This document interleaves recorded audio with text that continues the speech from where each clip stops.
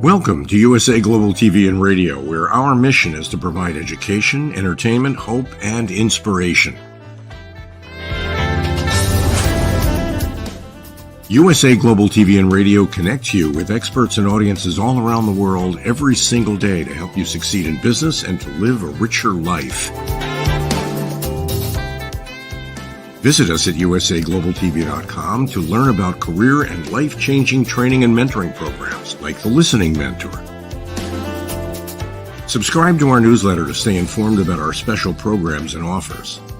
Discover how you can become a guest on one of our shows or a host or producer of a USA Global TV and Radio show of your very own. That's USA Global TV and Radio, where the doctor is always in.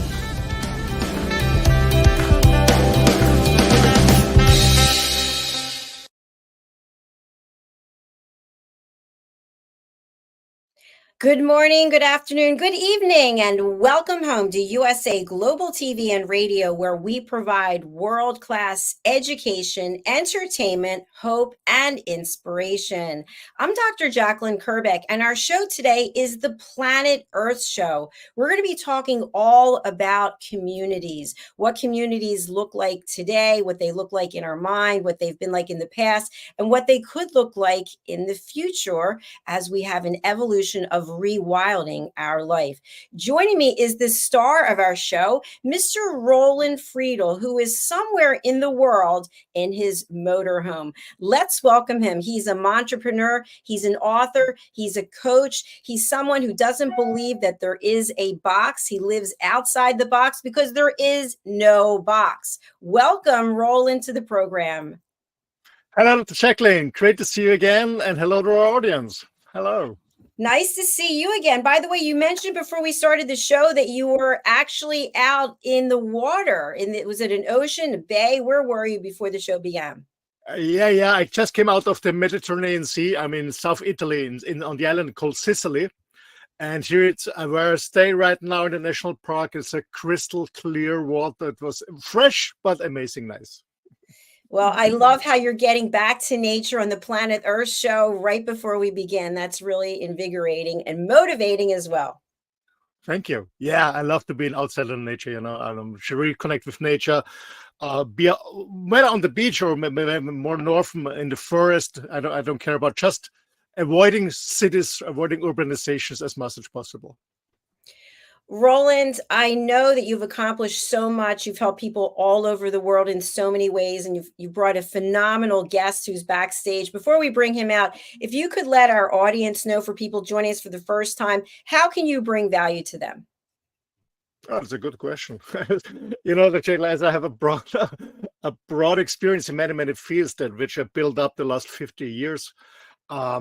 Mostly, I started as after my career in corporate world and as an entrepreneur. I built up many different companies in different industries. Actually, my glasses are broken. Get away. So yeah, I started as a consultant and coach for international huge companies like Xerox, OpenDex, big players in the world. I was traveling actually everywhere except Australia and every continent. I speak several languages. So I did consulting. This is what I still do, but I'm not pushing it anymore, to be honest. And a few years ago, I got into men's work, sparring for men. And I do also a German men's platform. I'm very engaged with that. By the way, Martin and myself, our guest and myself, we're gonna build up something huge there. Yeah, and I'm very, as you know, I'm very involved in the environmental protection with my foundation in Switzerland, Respect Mother Earth. So I do a lot of different stuff.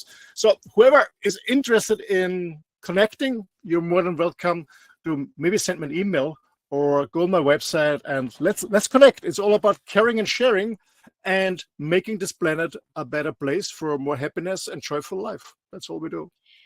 Fantastic. Thank you so much, Roland. Tell us about the guest you've brought today, Martin, backstage, and then let's get started. Okay. Yeah, actually, I met Martin by chance on social media, and I was looking what he's doing, and it was interesting. So to be honest, I started with interviewing him for my German platform. So we did actually two video podcasts on my German platform. So we get to know each other. I joined one of his communities, online communities. We started right now. Actually, the pre-launch starts tomorrow or on Wednesday. Another huge platform. So we do some amazing stuff together. And he's a very interesting person. I guess he's very into community life. He's very about, I wouldn't say changing the system, but building up something new in the world. I guess we all experienced the last 4 years have been very challenging, even more challenging than the years before. And it's not about fighting against it. It's not about a revolution. It's just building up something new. And that's what we do. And yeah, I'm happy to bring him in. Actually, he lives in Austria. So he's immigrated to Austria. He's a German, Austrian. So he immigrated to my beautiful home country, Austria. So let's bring him on stage. Martin Pleissner from Germany, living in Austria. Yes, Roland. Thank you for the introduction. Hi, Martin. Great to meet you. Hi. Great to meet Martin, you too. Thank you. Sorry? Yeah, before we start, Martin, and get into our topic today, we were going to talk about communities, the value of communities, what are communities. A little bit about yourself. What's been your journey so far that brought you at this stage to say, okay, I commit my life to communities to make this planet a better world? Yes. So actually, it started in 2016 when I founded my first community. Back then, it was nothing about rewilding. It was actually a very grounded topic. It was about cryptocurrencies, and I brought together people who were interested in Bitcoin and being their own bank, and just to actually I helped unbanked people in the sense of I made them independent on the banking system.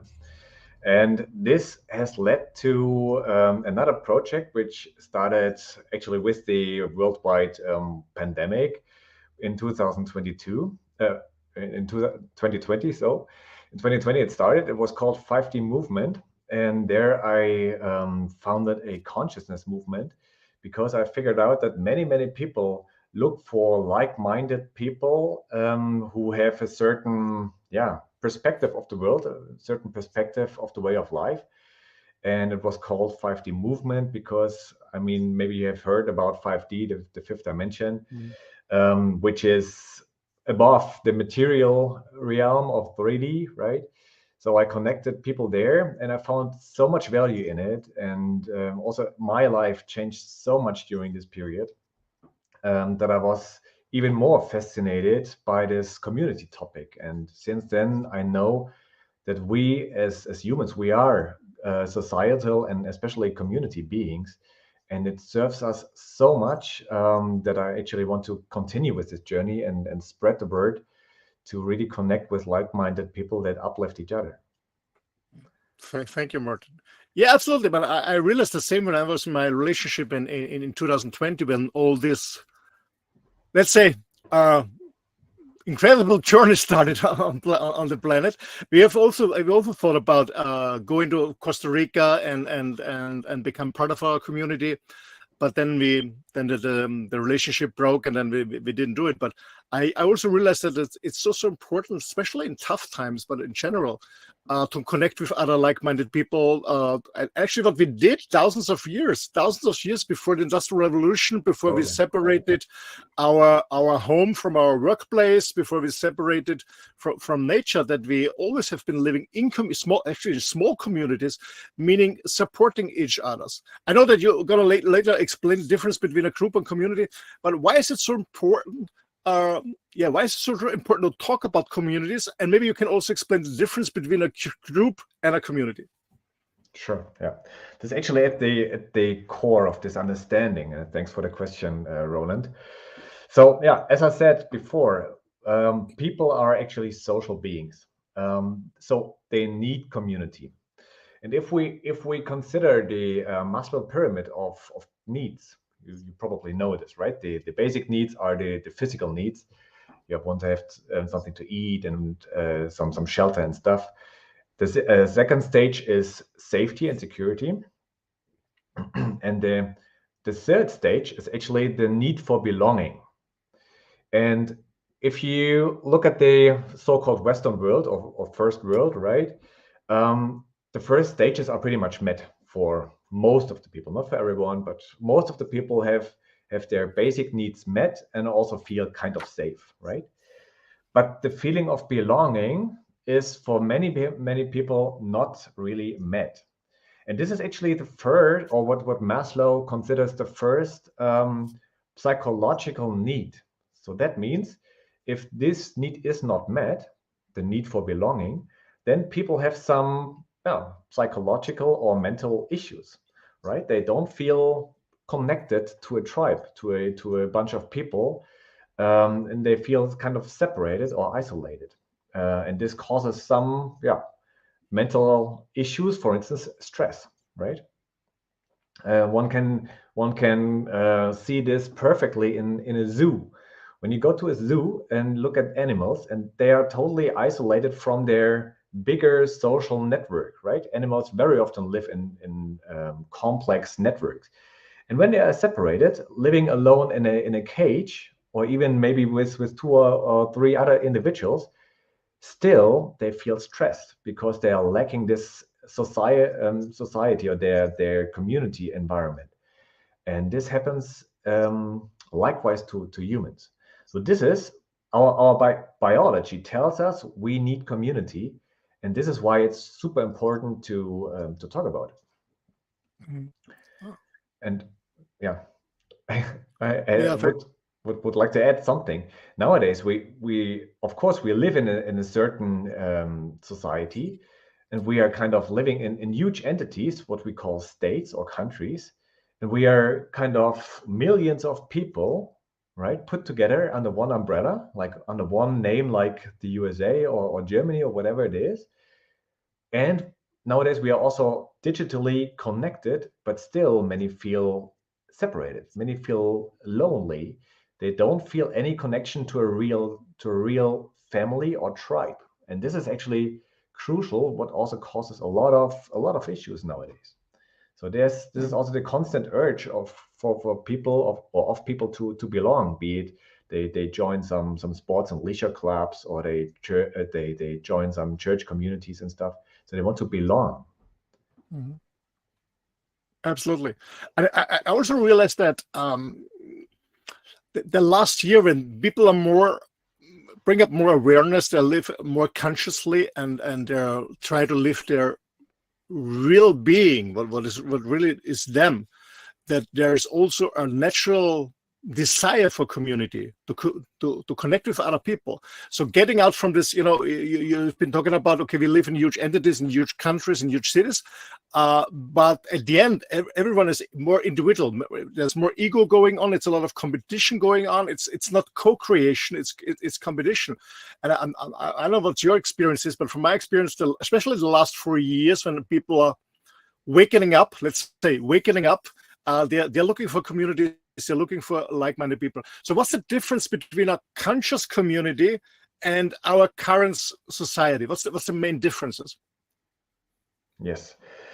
You asked me before also what's the difference between a group and a community, and let me start with this, because this is actually crucial, because the rest builds on it. So I would state that a group of people is a bunch of individuals that share a common interest, a central common interest. Yeah. It can, for instance, it can be that people attend a concert, right? People go to a concert and everyone wants to listen to this band, right? Still, it's a group. A community is something else. A community, in addition to a common interest, has something else in the foreground. In the foreground, there is a genuine interest in the well-being of other people. So in a community, people are really interested in one another. So they're interested in, I am interested in your well-being, and you should be interested in my well-being, because we belong to a group that has not an external interest like watching a concert, right? So this is actually the main difference. And if you compare it to nowadays society, or be it like a population of a country, can be compared to a group of people, right? They are put together under one name, like the USA, right? Now we are the United States. We have more than 300 million people, all right? But it's definitely not a community. It's a artificial group. So, and a community could be compared to a family, for instance.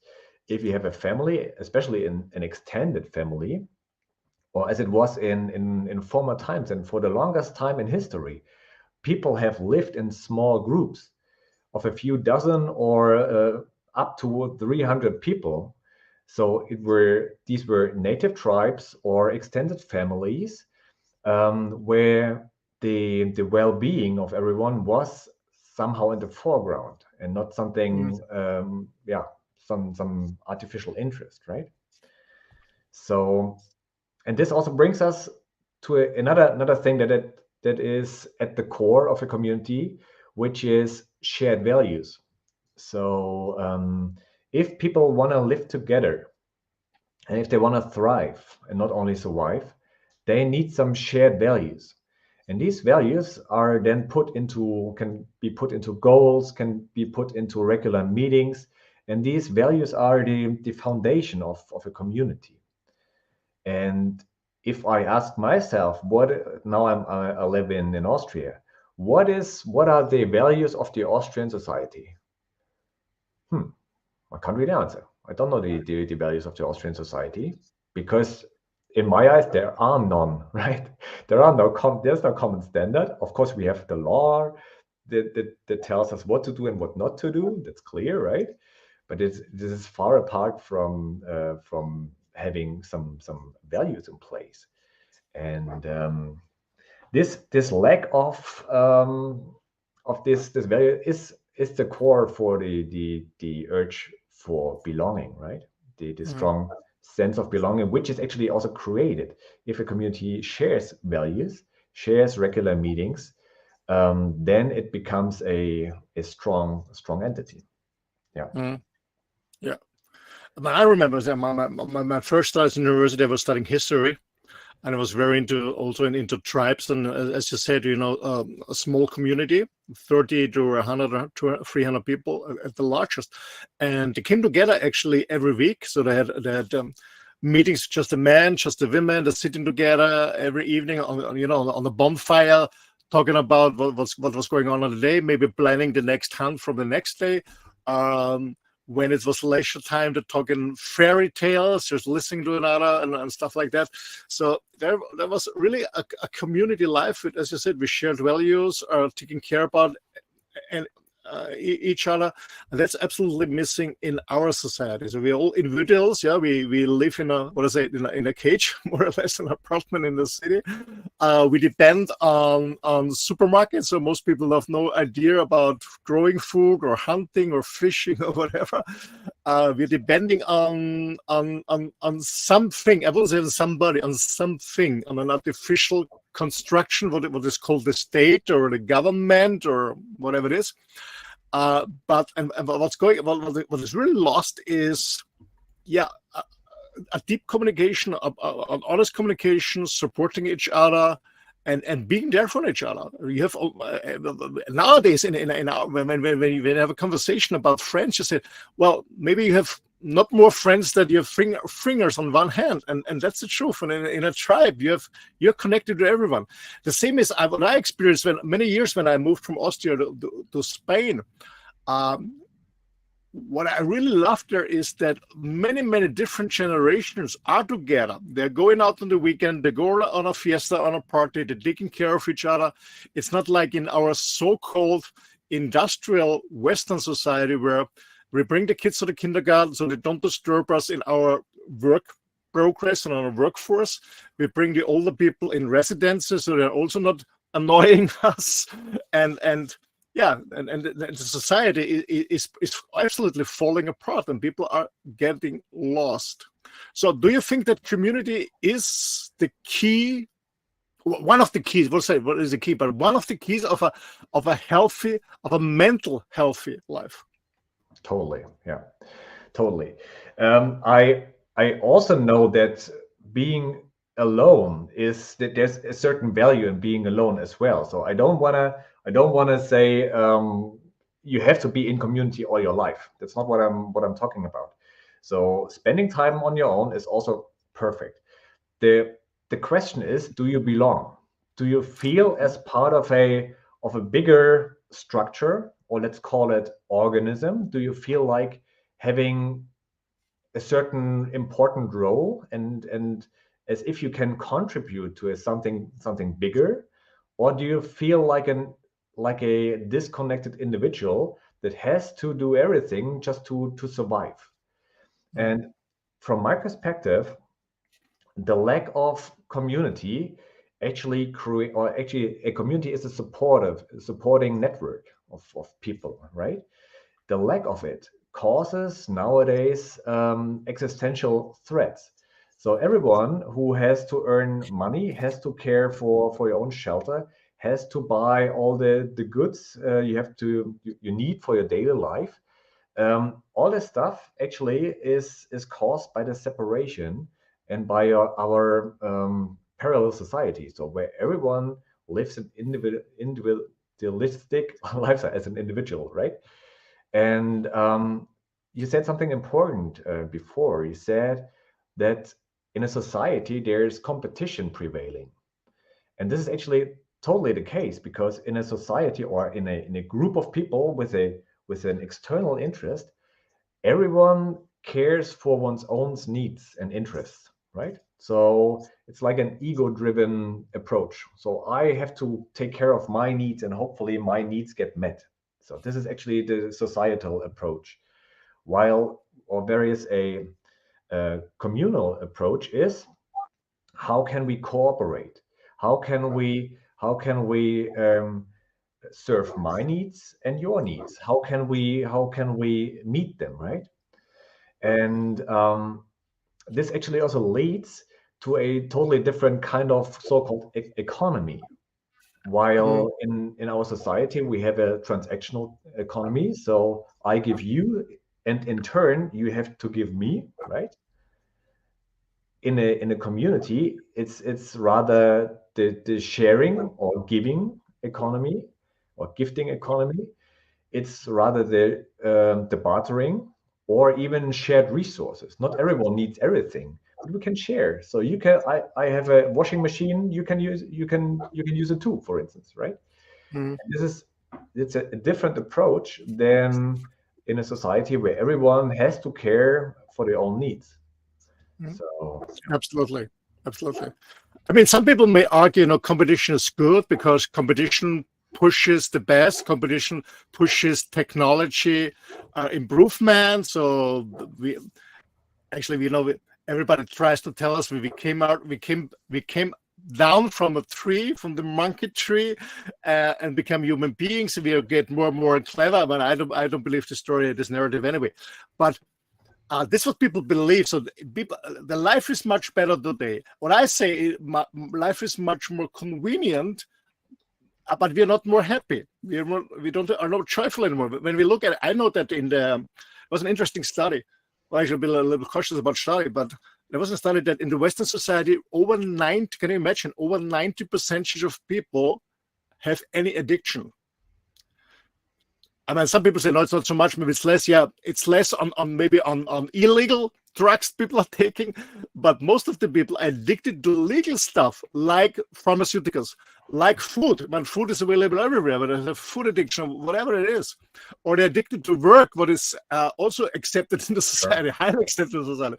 So over 90% of the people are not happy because they have an addiction. And so what I see is, it's not about going back into a cave. It's about rethinking how we live and work together. Totally, yeah. And these addictions can be very subtle. You can be addicted to sports, for instance. You can be addicted to amassing things, like you can be a messy, right? It can be addiction to sex. It can be addiction to so many things. And at the core of it, an addiction is always an attempt to escape, right? You want to escape a certain situation, but you don't know how. So you make use of things like drugs in order to have a short-term escape, but actually it pulls you back, right? So and this is very relevant. You said more than 90%. That means actually in turn that most of the people are not living the lifestyle according to their biology, or let's call it genes, whatever, right? And for the longest time in history, humans have lived according to their genes. Like each and every animal does it, right? Each and every animal knows where to live, what to eat, how to behave, right? This is the basic. That's the basic, right? But humans, since we have the free will, we have kind of forgotten what really serves us and how we should live, what we should eat, how we should, the people surrounding ourselves, how we should choose them, etc. Right? So I call it the life basics, the life 101, we have pretty much forgotten. So this is a severe state we are in nowadays. And absolutely, I totally agree to you, Roland. I have researched a lot when it comes to human history, and not only like information, but I also visited a lot of like ancient sites like the pyramids in Europe and also in Egypt.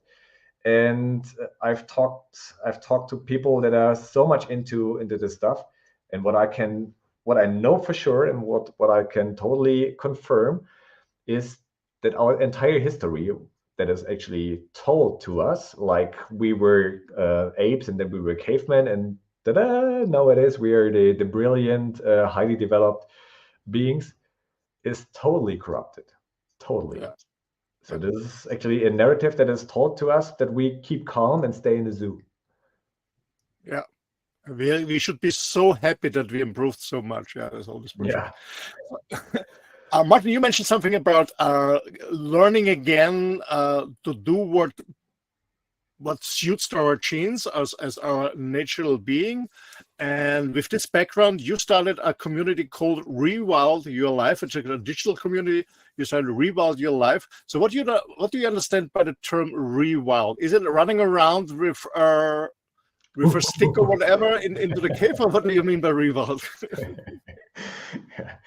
So I actually don't know how wild is perceived in the English in English speaking countries, but if I talk to German or Austrian people and I tell them about being wild, they really think of this, right? Wild is actually has a negative connotation, has something like caveman, someone who struggles to survive, living alone in the forest, hunting animals only, and being like a barbar or whatever, right? This is the perception, but this is not what I mean by it. So I think we can agree that humans have, or the human lives have tremendously changed since the beginning of the industrial age. So since the 1800s, when big machines had been developed, and especially during the last couple of decades when we started off the informational or digital age. Again, there was a huge disruption and change of our human lifestyle. So nowadays, generations live totally different from their grandpa or grandparents' generations, right? So something has changed to a big extent, really a tremendous change. But we need to take into account that our biology, that our genes or our nature, let's call it like this, our nature definitely has not changed to the same amount or to the same extent. Meaning, we are not living a life according to our nature or to our biology. So somehow we have lost track of what it actually means to be a real human. And somehow, if we want to maybe also survive, maybe it's a survival question, we have to be more human again. And we have to be less android or cyborg like, which is the transhumanistic approach from nowadays, from the actually worldwide agenda going on, that we are pushed into the overboarding digitization. Everything needs to be digital, and on top, everything needs to be smart.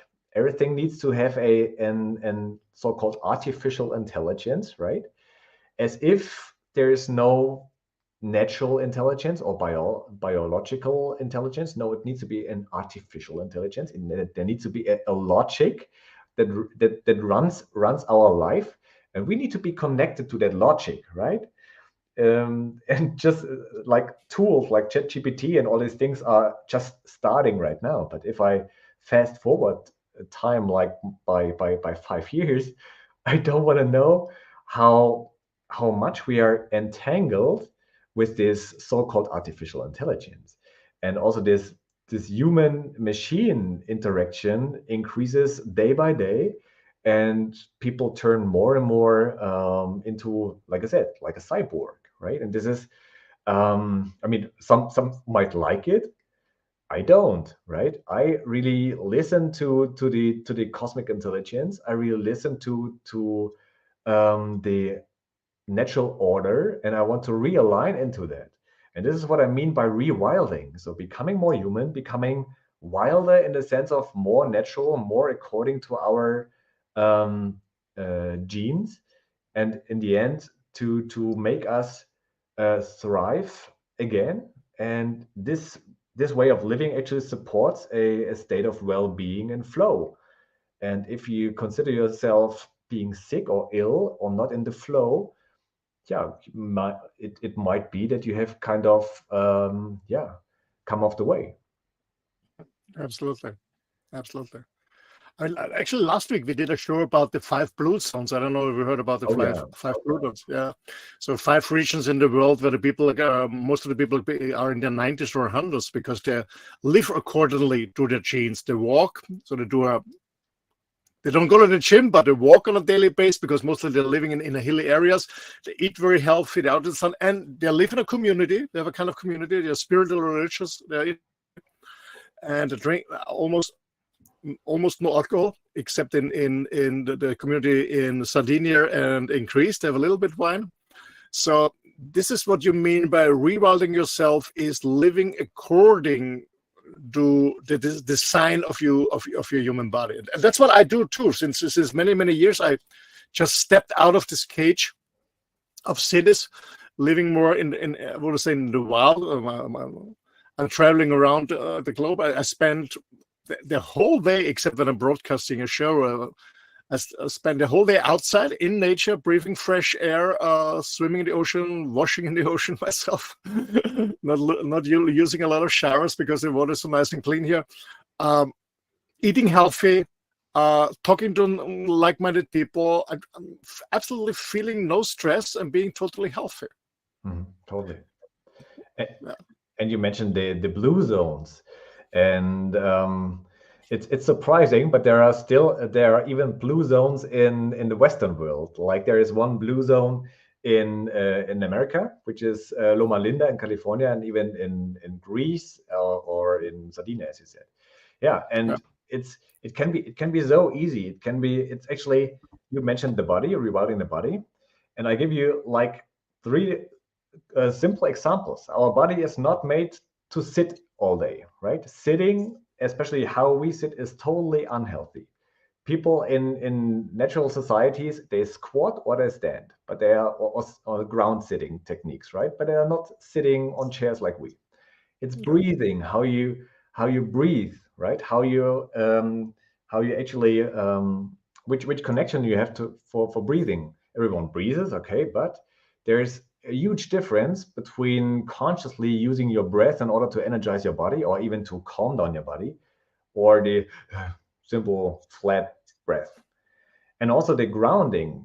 We are not made for not being grounded. Actually, we need the connection to earth. We need the interaction, and also the energetic exchange with Mother Earth. So these are just three simple examples.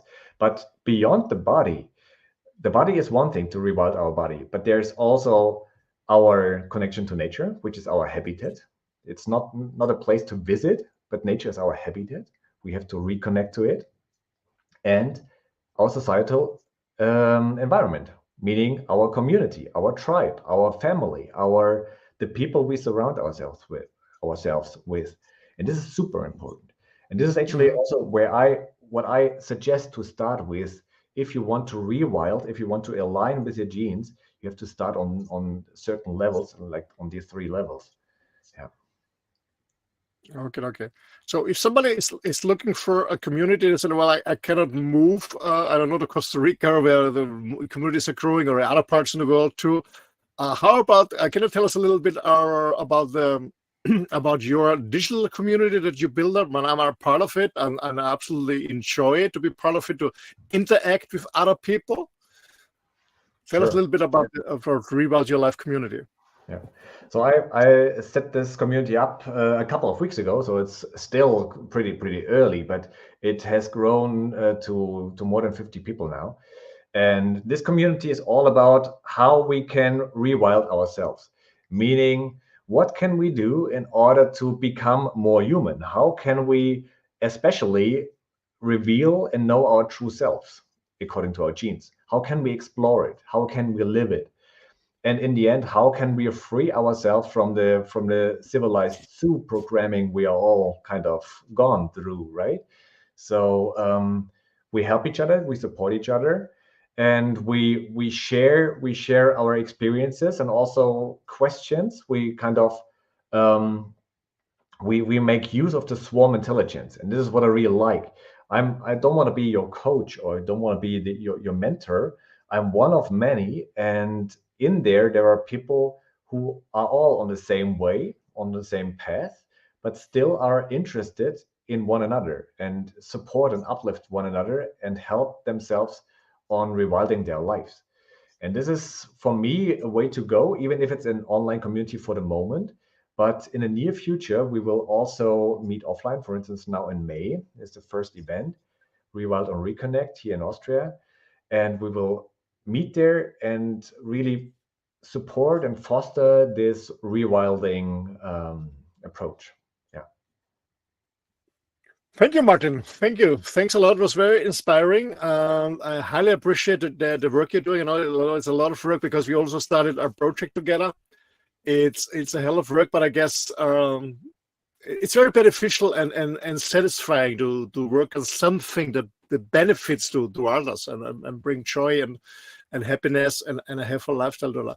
Thanks a lot. What's your final statement you want to give to our audience who are interested in community and or rewilding or both? The final statement. What comes to mind is the following. You should choose which path to go. You should choose. In my eyes, there are two paths. Either you decide to disconnect from nature and from your nature even further, going down the, let's say, the transhumanistic path. And that's okay if you choose so. or you choose to connect with nature again, including your nature, your genes, your biology. And this will lead you onto the path of rewilding your life. So make a decision that really serves you. Okay. So, ladies and gentlemen, you can get all the information on the website. It's called Rewild Your Life, one word, .eu for European Community. You see it in the banner. And for those of us who are listening on an audio podcast, it's rewildyourlife.eu. Correctly? Okay. Martin, thank you so much. I wish you all the best for the future. And I'm looking forward to talk to you soon again. Thank you so much. Bye-bye. Thanks, Roland, for having me, and also thanks for USA Global Radio and Jacalyn. Thank you. Thank you. Yeah, I hope, ladies and gentlemen, you really enjoyed the show and you got an inspiration how to rewild your life, how to reconnect with nature, how to reconnect with yourself, with your true self, to be not only physical, but also mentally healthy, joyful lifestyle with like-minded people, and to enjoy your life to the fullest. Thanks a lot for listening to us. If you want to join us on a show, let us know. If you have a topic to discuss, you're more than welcome. Please sign up on YouTube, for example, on USA Global TV and Radio, because we do a live show, but the recording is available on YouTube. And go to our website, it's usaglobaltv.com. Thanks for joining. Looking forward to see you again in 2 weeks. We do another Planet Earth show, because every 2 weeks, in the other 2 weeks, we do It's Your Healthy Lifestyle. And if you're interested in a long journey from the brain to your heart, we're going to continue in 20 minutes on the Mallorca Connection show, and there I will talk about the longest journey that you can make from your brain to your heart. Thanks a lot for joining us. All the best. Stay healthy. Bye-bye, and see you soon. Bye. This program is brought to you in part by the British School of Excellence and founder, Mr. Philip Sykes. Building confidence, changing lives. Do you share our view that etiquette is a set of modern life skills that are essential for personal and professional success? Join us as an etiquette coach and change people's lives through the power of etiquette and manners. The last few days have been really amazing. I had a trainer course from the British School of Etiquette. And I must say it's been one of the best decisions I've ever made, and one of the best investments I've made in my own training and development. Now, words alone will not describe the transformation and the positive path that I have traveled with the British School of Etiquette. I find I learned a lot from the lessons this time I came. The last few days with the British School of Etiquette have been fantastic. And what I've learned now is really beyond my expectations. This is the most rewarding experience and the best investment I have made this year. It was just great. I learned so much, and when I go back to Belgium, I will incorporate a lot of it into my day-to-day life and business. It's been absolutely wonderful for the whole week that we were here. I feel transformed, and I feel like blowing a trumpet and tell people, come and do this school, this class is the best, this is the best school ever. You should take it. It will change your life immediately. I am now able to teach other people how to bring the best of them. Thank you. Thank you, BSE. Thank you. Thank you so much. Thank you. Thank you to our clients for their testimonials on the Train the Trainer program. Our exponential and global growth is so significant that we've evolved from the British School of Etiquette to the British School of Excellence, where we're investors in people. Let us invest in you and your career. Contact us to become an etiquette coach. Go to thebritishschoolofexcellence.com. Start your career and elevate your success today. Meet Dr. Jacalyn Kerbeck, President, Founder, and Chief Listening Officer of USA Global TV and Radio. She is a certified life, career, and executive coach. Dr. Jacalyn is the Amazon #1 best-selling author of Behind the Green Screen and Adversity to Awesome. As the listening mentor, she teaches children and their families how to listen at an elevated level through the book series titled The Amazing Adventures of Lady Ella, the Listening Mentor.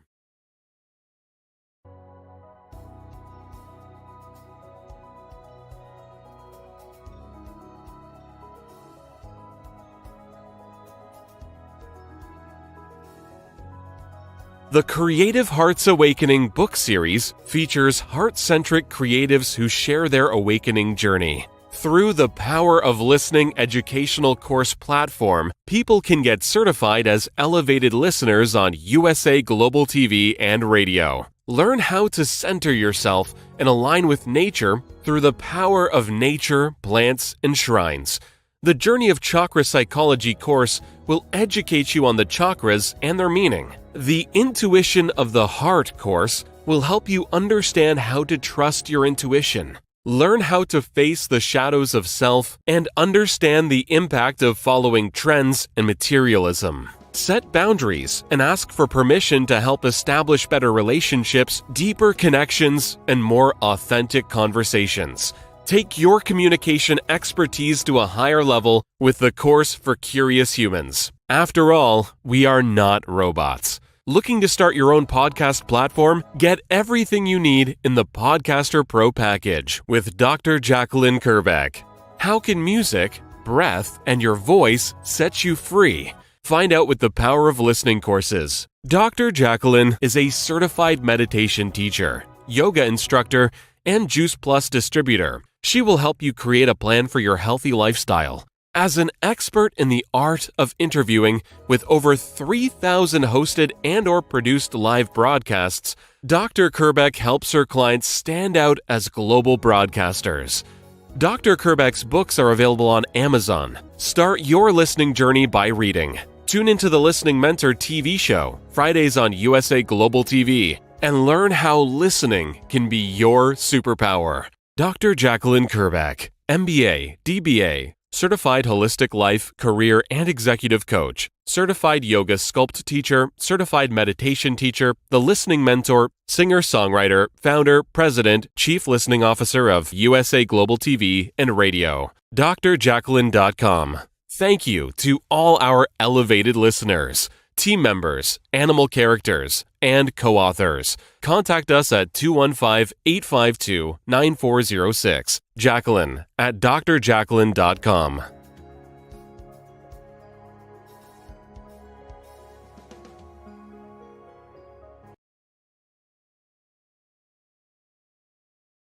Hello, I'm children's author Diane Floyd Bain, and I am co-host for several of the USA Global TV and radio shows.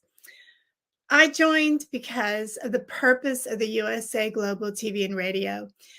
They provide content for the viewers and listeners, an opportunity for people around the world to have their own show or even be a guest on an existing show. We truly believe in helping others get their positive message out to the world. We also have the opportunity for the listeners. You can watch on several platforms, and on YouTube, you can ask questions and even give a comment. We absolutely love it. I love being part of the USA Global TV and radio because I love positive messages, and who doesn't? And we need more of that in the world. We are a family, and we hope you will join us and become part of the family too.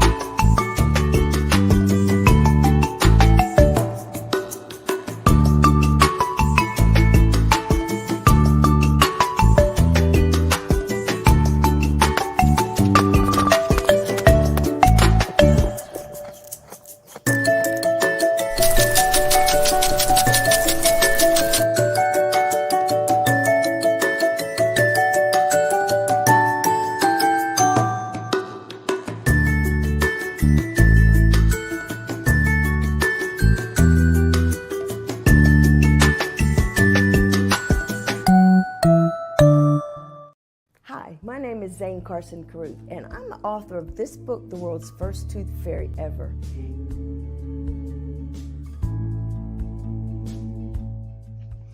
Reading is magic. Studies have shown that reading to your children lays the foundation for greater success in life. Reading helps develop language and vocabulary skills. It helps improve memory, and it encourages curiosity and inspires creativity. The benefits are immeasurable, and as a parent, you'll benefit too. In only 10 or 15 minutes a day, you'll be creating more memories and a bonding experience that will last for years to come. So take time to read to your children. Read them books about things that engage and interest them. Tales of fairies and magic fascinate children, and as everyone knows, the Tooth Fairy is at the top of the list. If your child loves magic, wands, adventure, and what child doesn't, you'll love reading them books from the trademarked series, The World's First Tooth Fairy Ever. Follow along as Abella, the world's first tooth fairy, accidentally starts the tooth fairy tradition. Learn the tricks of being a professional tooth fairy in the book, Abella Starts a Tooth Fairy School. Your child's imagination will soar as you read the adventures of Abella and her magic wand.